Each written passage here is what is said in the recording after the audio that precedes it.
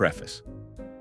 On September 12, 1923, as this was the birthday of both Alfred Knopf and Henry Mencken, I readily recall the date, my friend Cheryl Schell hailed me on the telephone to request me to examine some drawings by a Mexican boy who had recently arrived in New York. He has nothing to show editors but caricatures of Mexicans, unknown here. If you like his designs, I thought perhaps you might introduce him to some New York subjects. Now, any person in public life is the object of at least one such appeal every week of his career, and it is usually a waste of time to listen to it. Usually, as a matter of fact, one does not listen. In this instance, however, whether by chance or whether because Cheryl Schell had never before asked me to do anything for himself or anybody else, I bade him bring the young man to my apartment that afternoon at 5. Schell arrived at the appointed hour, accompanied by what appeared to be a youth just out of the adolescent stage, so shy indeed that he immediately began to bombard me with a volley of quite unrecognizable English. Nevertheless, I was able to pick out a few words, enough to gather that he had recently been stopping somewhere in Mexico with Witter Binner and D.H. Lawrence. "Why?" I demanded. "Didn't you draw them?" His abashment was complete. He confessed that he was unaware that these fellows were celebrated. I gently tugged at the portfolio that Miguel Covarrubias hugged under his arm, which, in his modesty, he had not voluntarily relinquished, and proceeded to scan the contents.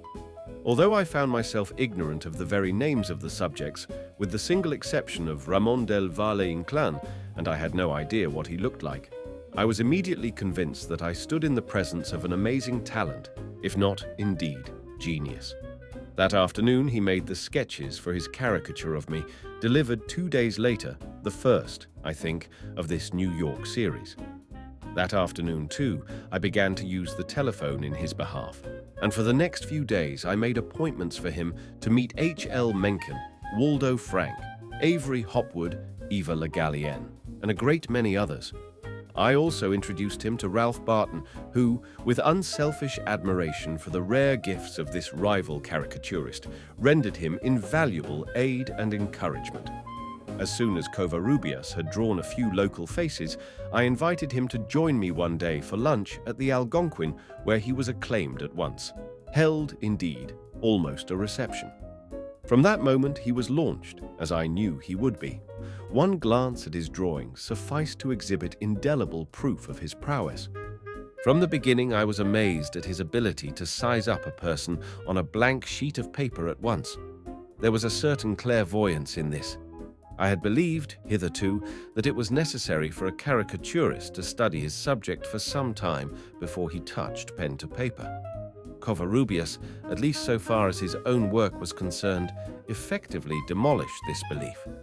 Speaking English imperfectly, a newcomer to this country, frequently he was actually ignorant as to whether his model was actor, painter, or author.